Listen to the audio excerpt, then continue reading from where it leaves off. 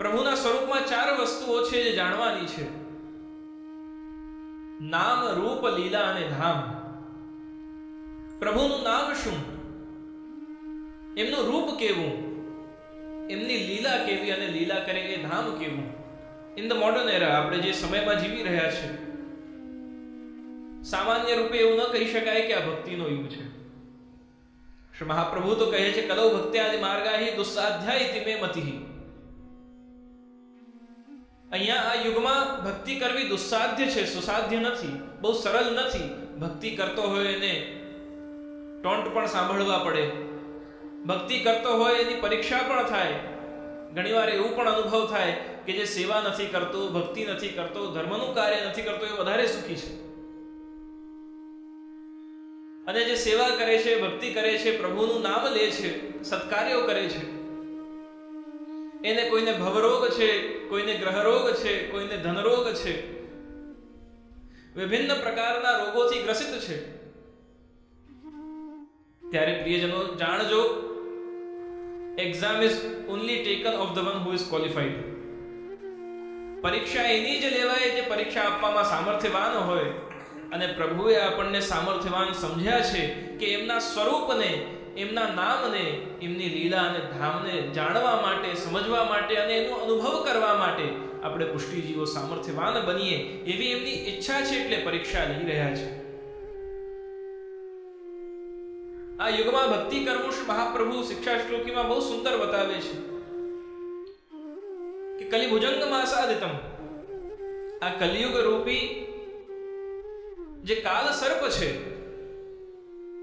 એ પછી મારો વંશ હશે કે મારી બિંદુ સૃષ્ટિ અને નાદ સૃષ્ટિ હશે, મારા વંશજ હશે કે મારા વૈષ્ણવો હશે, અગર જો શ્રી કૃષ્ણના સંસર્ગથી દૂર થયા તો આ કાલ રૂપી કલી ભુજંગ એમનું ગ્રસણ કરશે, એનું ભક્ષણ કરશે, એમાં મને કોઈ શંકા નથી.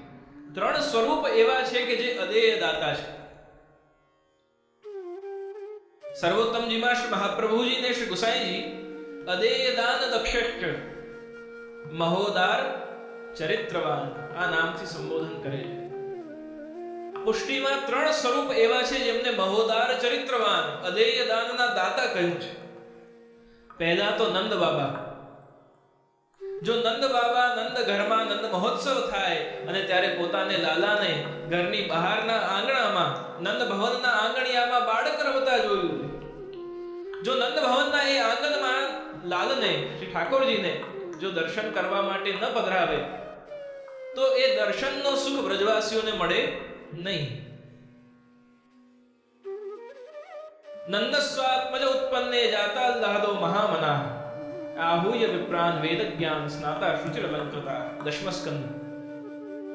તો મહોદાર ચરિત્રવાન, જેણે જેટલું જોઈતું, જે જોઈતું, જેવું જોઈતું બધા ભંડાર ખોલી દીધા અને કહ્યું કે જેને જેટલું જે જોઈએ લઈ જાઓ. આજે કોનું પ્રાગટ્ય થયું છે તો આનંદ પ્રગટ્યો છે, આજે કઈ ખૂટવાનું નથી. પહેલા શ્રી નંદરાયજી. બીજા મહોદાર ચરિત્રવાન એ શ્રી મહાપ્રભુજી, કે કોઈને બહુ જ ગમતી વસ્તુ હોય તો કોઈ જલ્દી આપે નહીં. કોઈને કોઈ પરફ્યુમ બહુ ગમે, કોઈને કોઈ ઘડિયાળ બહુ ગમે, કોઈને કોઈ કંપની સાથે સ્નેહ હોય તો એના કપડા વસાવે. બહુ જ ફેવરેટ હોય મારું, જેની ઉપર હું માનું કે આ તો મારું છે ને મને ગમે છે, મેં મારી ચોઈસ થી લીધું છે. એ જે વસ્તુ ઉપર આપણે પોતાની સત્તા બતાવતા હોઈએ ક્યારે પણ વ્યક્તિ એનું દાન કરતો નથી. અહીંયા તો પ્રભુ જેના વશ થયા છે અને કહ્યું કે વલ્લભ આપ જાકે હાથ में मेरो हाथ सौंपोगे, बाको हाथ और साथ में नहीं छोड़ूं.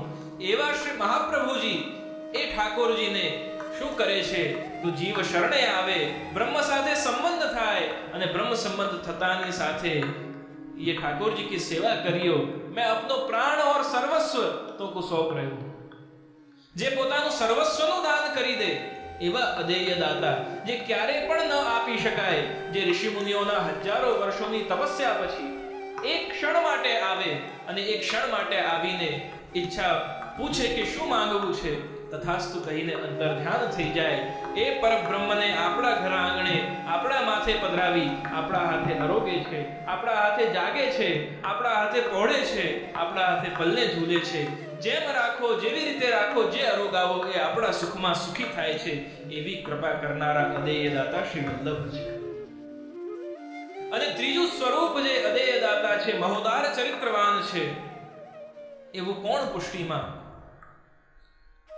તો પ્રભુ શ્રી કૃષ્ણના 4 યુથાધિપતિઓ છે.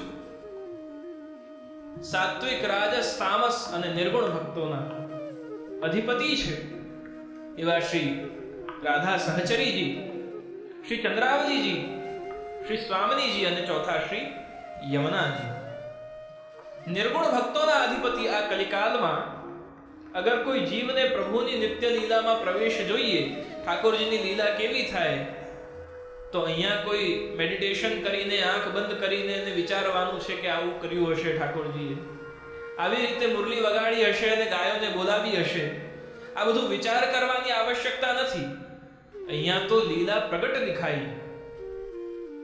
પ્રગટ આજ ચર્વચક્ષુઓ દ્વારા, જેમ સંજયને દિવ્યમ દદામિ તે ચક્ષુઃ, દિવ્ય ચક્ષુ આપીને અને કુરુક્ષેત્રમાં થતા મહાભારતના યુદ્ધને ભગવાને સંજયને ત્યાં બેઠા બેઠા ધૃતરાષ્ટ્રની સામે એ કહી રહ્યો છે.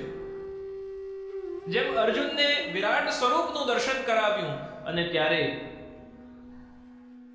અર્જુનને પણ દિવ્ય ચક્ષુઓનું દાન કર્યું છે. જેમ સૂરદાસજીને ચર્મચક્ષુ ન હોવાના છતાં પણ અંતરચક્ષુઓને જાગૃત કરીને સમગ્ર લીલાનું દર્શન કરાવ્યું છે, એમ આધુનિક યુગમાં, આજના યુગમાં વૈષ્ણવોને પ્રભુની એ લીલાનું દર્શન કરવું હોય તો કોણ કરાવવામાં સામર્થ્યવાન છે? તો એ માત્ર ને માત્ર અદેય દાતા શ્રી યમુનાજી છે. આ 3 પુષ્ટિના સ્વરૂપ એવા છે કે જે મહોદાર છે. એવા શ્રી યમુનાજી જે ભક્તનું પક્ષ લઈને, ઠાકોરજી પણ અગર કોઈ ભક્તને ભૂલી જાય, એક 1400 વર્ષ કે 1500 વર્ષ પહેલાના એક ઇસ્લામિક કવિ થયા અને એમણે કૃષ્ણ ભજન, કૃષ્ણની એક કવાલી લખી છે. અને એ કવાલીમાં એ ગાય છે કે કનૈયા યાદ હે કુછ ભી હમારી. કનૈયા, ગોપી શિકાયત કરે છે કે કનૈયા યાદ હે કુછ ભી હમારી. बिनती में कर कर बमनों से पूछी पल पल की खबर तिहारी. पैया पड़ी महादेव के जाकर टोना भी करके मैं हारी. कन्हैया याद है कुछ भी हमारी. हे काना, तने कई याद છે? તું અમને છોડીને બ્રજથી મથુરા ગયો, ત્યાંથી દ્વારિકા વસાવી, ત્યાંથી કુરુક્ષેત્રમાં તો અર્જુનનો સારથી બન્યો અને એ કુરુક્ષેત્રના મેદાનમાં જઈને અને જ્યારે નંદરાયજી, યશોદાજી, બ્રજ ભક્તો એ ઠાકોરજીને પાછા કેટલાક વર્ષો પછી મળે છે, ત્યારે પૂછે છે કે ખબર છે હું કોણ છું?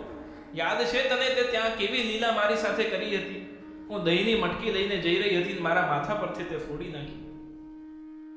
એ બધી લીલાઓનું સ્મરણ કરાવી અને ગોપીજનો ઠાકોરજીને પૂછે છે કન્હૈયા યાદ હે કુછ ભી હમારી. માનો કોઈક પરિસ્થિતિ એવી આવે અને ઠાકોરજી આપણને ભૂલી પણ જાય.